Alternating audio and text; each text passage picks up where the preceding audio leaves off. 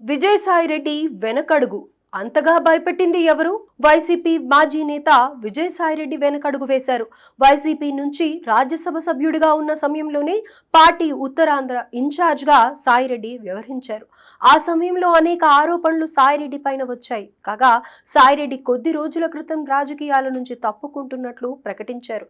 ఇక షర్మిలతో సాయిరెడ్డి సమావేశం సంచలనంగా మారింది. సాయిరెడ్డి రాజకీయ నిష్క్రమణపై జగన్ చేసిన కమెంట్స్ ప్రతిగా సాయిరెడ్డి స్పందనతో ఇక ఇద్దరి మధ్య గ్యాప్ వచ్చినట్లుగానే ప్రచారం సాగింది.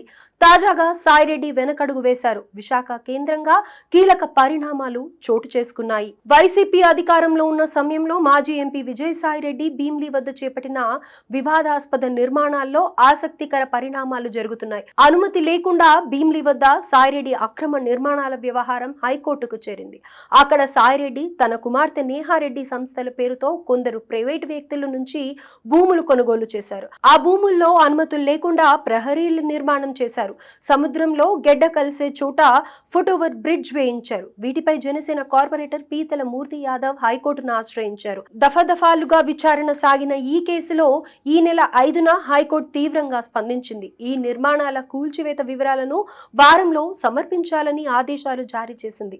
ఈ వ్యవహారంపై అధికారులతో కమిటీ ఏర్పాటు చేయాలని ఆదేశించింది. ఈ మేరకు ఏర్పాటైన కమిటీ ఈ నెల 8న భీమ్లీ సాగర్ తీరం అంతా సర్వే చేశారు.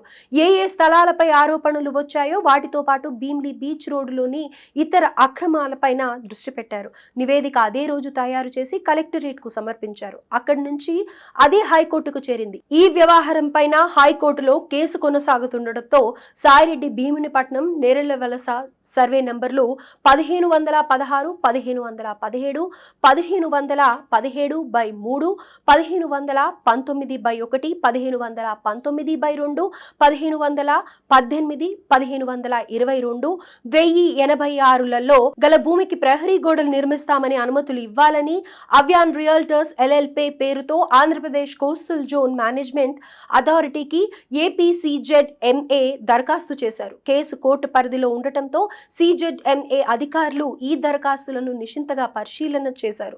10 కొర్రలతో వెనక్కి పంపించారు. దరఖాస్తు చేసిన సర్వే నంబర్లు మొత్తం భూమి 23,700 చదరపు గజాలు ఉందని, అందులో ఏ ప్రాజెక్టు నిర్మించాలనుకుంటున్నారో స్పష్టత చేయలేదని పేర్కొన్నారు. దాని అంచనా వ్యయం కూడా పేర్కొనలేదని అభ్యంతరం వ్యక్తం చేశాడు. ప్రహరీ గోడ ఎంత విస్తీర్ణంలో బిల్డప్ ఏరియా నిర్మిస్తారో స్పష్టత లేదంటూ అవ్యాన్ కు పంపిన లేఖలో వివరించారు.